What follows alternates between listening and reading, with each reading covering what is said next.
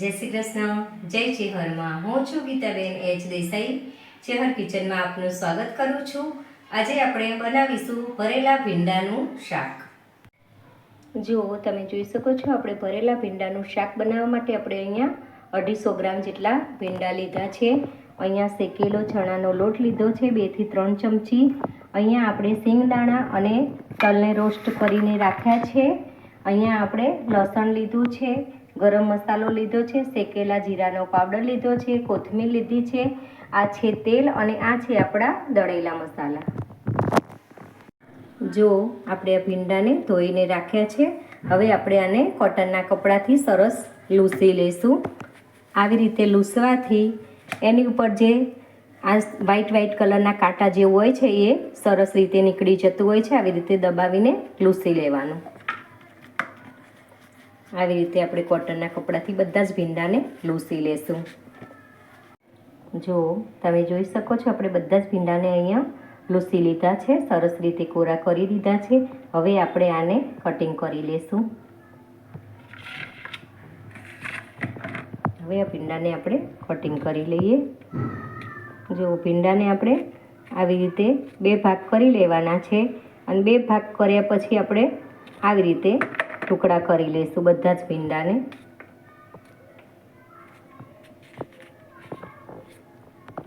આવી રીતે આપણે કટિંગ કરવાના છે. જો તમે જોઈ શકો છો, આપણે અહીંયા બધા જ ભીંડાને આવી રીતે કટિંગ કરી લીધા છે. હવે આપણે આનો વઘાર કરી લઈશું. જો તમે જોઈ શકો છો, આપણે ભીંડાના વઘાર માટે અહીંયા તેલ મૂકી દીધું છે. 6 થી 7 મોટી ચમચી જેટલું આપણે તેલ લીધું છે. ભીંડાના શાકમાં તેલનું પ્રમાણ થોડું વધારે હોય તો શાક સરસ બનતું હોય છે, એટલા માટે આપણે થોડું વધારે તેલ લીધું છે. સૌથી પહેલાં આપણે રાઈ નાખી દઈશું. આપણું તેલ આવી ગયું છે.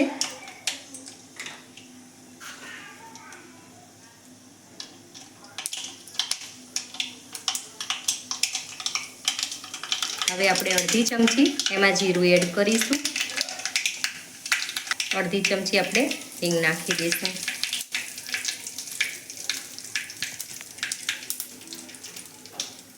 હવે આપણે જે ભીંડા કટિંગ કરીને રાખ્યા છે એ તેલની અંદર એડ કરી લઈશું.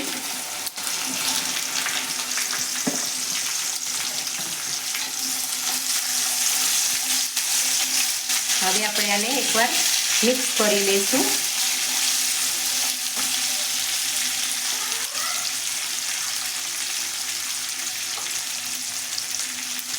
હવે આપણે આની અંદર અડધી ચમચી હળદર એડ કરવાની છે અને અડધી ચમચી આપણે અહીંયા મીઠું એડ કરવાનું છે. હવે આને 2 મિનિટ માટે ઢાંકીને આપણે રહેવા દઈશું. જો તમે જોઈ શકો છો, આપણે સિંગદાણા અને તલ અહીંયા રોસ્ટ કરીને રાખ્યા છે, એને આપણે પહેલાં મિક્સર જારની અંદર ક્રશ કરી લઈશું. જો તમે જોઈ શકો છો, આપણે સિંગદાણા અને તલ અહીંયા ક્રશ કરી લીધા છે. આવી રીતે આપણે અધકચરા ક્રશ કરવાના છે, એકદમ ભૂકો નથી કરી દેવાનો.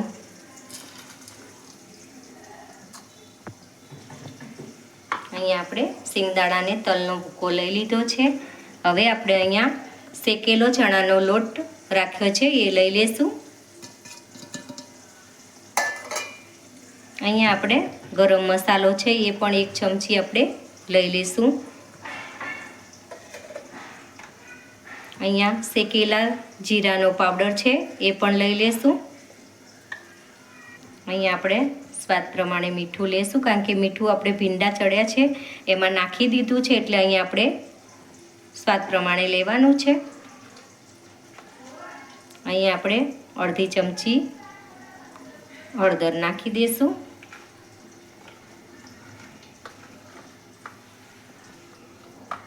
એક ચમચી ભરીને આપણે કશ્મીરી લાલ મરચું લીધું છે એ નાખી દઈશું. 1 ચમચી આપણે અહીંયા ધાણા જીરું લીધું છે એ નાખી દઈશું. હવે આપણે આને સાઈડમાં રાખી લઈએ. અને આ છે આપણે લસણ. આ લસણ આપણે મિક્સર જારની અંદર ક્રશ નથી કરવાનું, આને આપણે ખાણીની અંદર ખાંડીને આમાં નાખવાનું છે. તો આપણે આને ખાંડી લઈશું પહેલાં. જો તમે જોઈ શકો છો, આપણું લસણ અહીંયા આપણે ખાંડી લીધું છે. હવે આ લસણને આપણે ભરેલા ભીંડા બનાવવાનો જે મસાલો તૈયાર કરીએ છીએ એની અંદર આપણે નાખી દઈશું.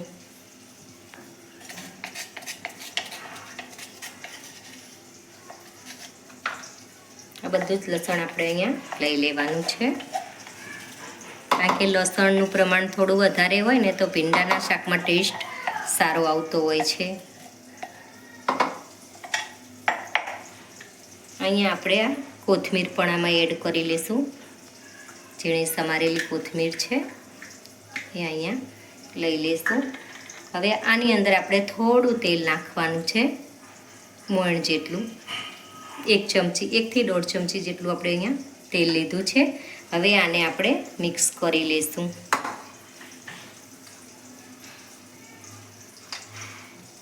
આવી રીતે આપણે બધું જ મિક્સ કરી લેવાનું છે.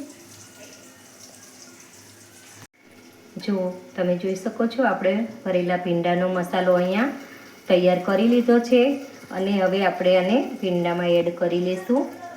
જો આપણા ભીંડાને અહીંયા 2 થી 3 મિનિટ જેવું થઈ ગયું છે અને આપણા ભીંડા અહીંયા સરસ રીતે કૂક થઈ ગયા છે.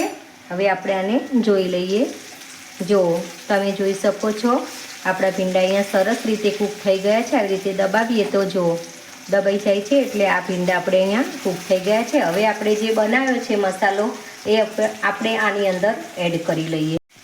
જો હવે આપણે બધો જ મસાલો આની અંદર એડ કરી લઈશું. જો તમે જોઈ શકો છો અહીંયા આપણે એકદમ દેશી સ્ટાઇલથી ભીંડા ભરેલા બનાવ્યા છે. આ ભરવાની ઝંઝટ વગર આપણે અહીંયા ભીંડા બનાવ્યા છે અને આ ભીંડા તમે આવી રીતે જો બનાવો છો તો આ ભીંડા સરસ રીતે ચડી જતા હોય છે અને શાક ખાવામાં પણ બહુ મજા આવતી હોય છે. એટલે આવી રીતે તમે ભીંડાનું શાક બનાવજો, ભરીને બહુ સરસ લાગતું હોય છે. જુઓ તમે જોઈ શકો છો. હવે આને આપણે 1 મિનિટ માટે ધીમા ગેસે કૂક થવા દઈશું મસાલા જોડે. જો આપણું ભીંડાનું શાક અહીંયા સરસ રીતે રેડી થઈ ગયું છે. મસાલા જોડે પણ ભીંડો સરસ રીતે કૂક થઈ ગયો છે. હવે આપણે આને સર્વ કરી લઈશું.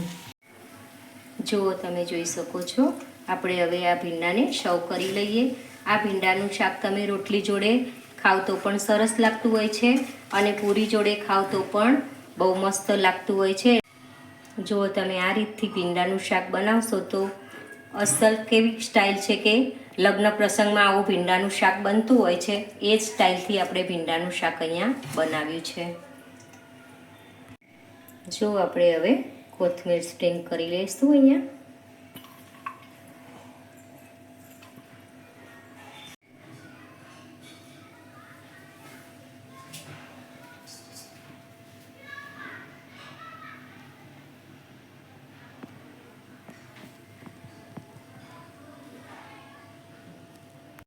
જો તમને મારી રેસીપી પસંદ આવી હોય તો મારી ચેનલ ચેહર કિચનને લાઈક કરો, શેર કરો અને સબસ્ક્રાઈબ કરવાનું ના ભૂલતા.